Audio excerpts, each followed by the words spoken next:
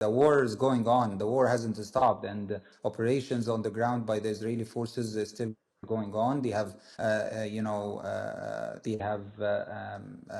striked so many locations in Rafah and other areas in Gaza, and also Hamas is operating as well. They have done a major operation against Karm Abu Salem's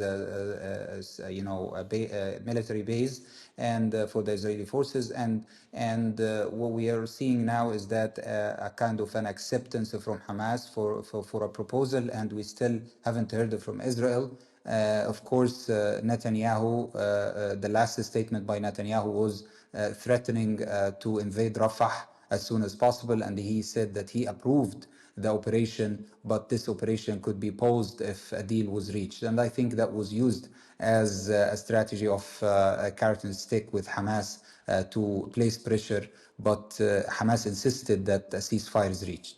Okay. Ceasefire was a proposal that was put out by Egypt and Qatar just a couple of hours ago, was accepted by Hamas, and Hamas told Qatar and Egypt so. And you know that William Burns, the director of CIA, is here in Doha, and Doha witnessed a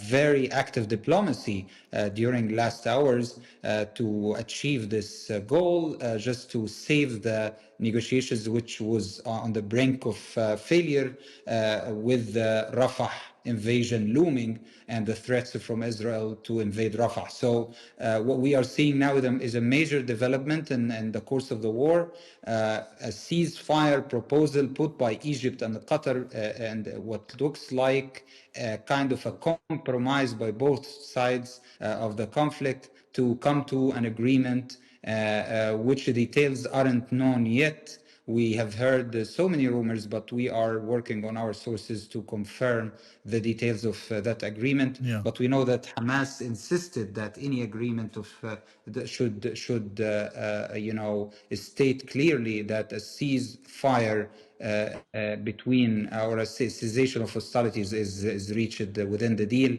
but we don't know yet the phrase, the actual definition that was used in the deal, and that's very crucial and important, because we know that Netanyahu insisted not to accept a ceasefire because he said that this is going to jeopardize Israel's goal to defeat Hamas. Right. Okay. So look, you've got Egypt in agreement. You've got Qatar in that role as well. And you say Hamas, and we hear that Hamas has agreed. What about America? Because they've been involved. Is America behind this while we wait for the Israeli response?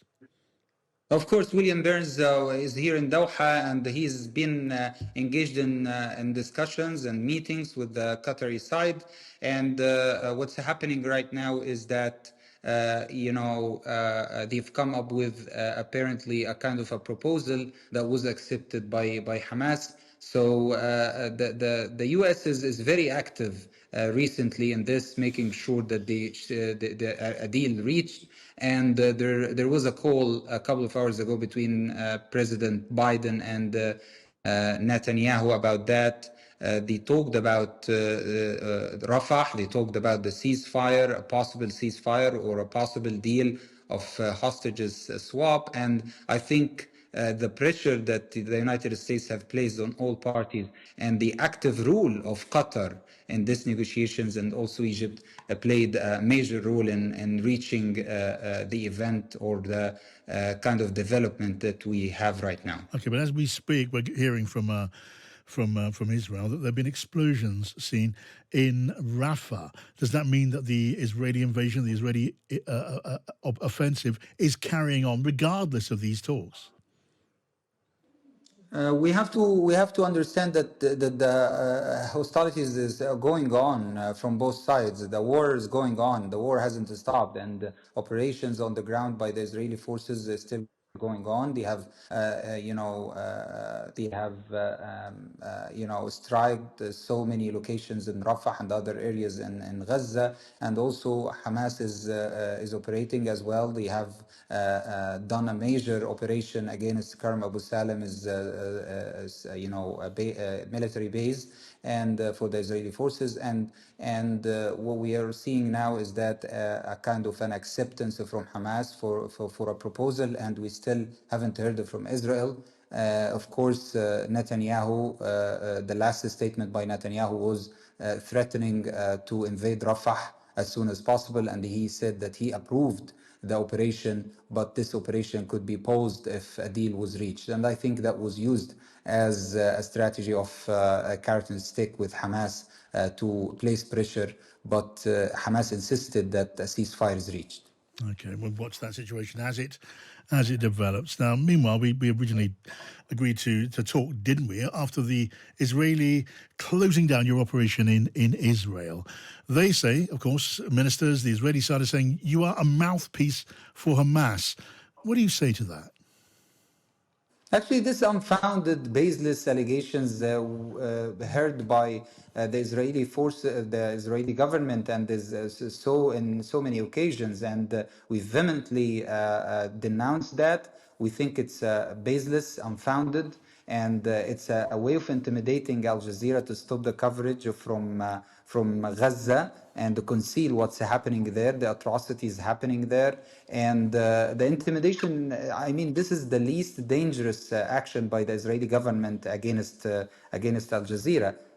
We have 3 colleagues killed in this conflict, and were targeted by Israeli airstrikes. So shutting down an office or blocking us from doing our daily work isn't a major step by the Israeli government.